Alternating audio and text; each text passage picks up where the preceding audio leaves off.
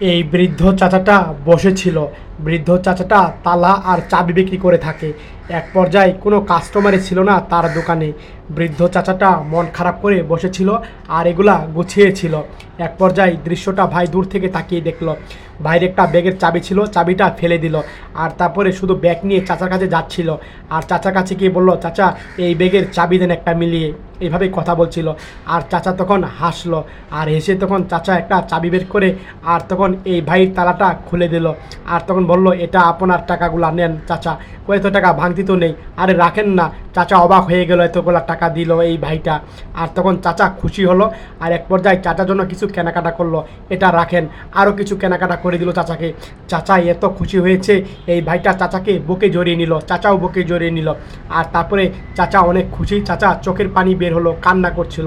এই দয়াবান ভাইকে মাথা ধরে দোয়া করে দিল এই চাচাটা। এই চাচার জন্য ভিডিওটা অবশ্যই শেয়ার করে দেবেন।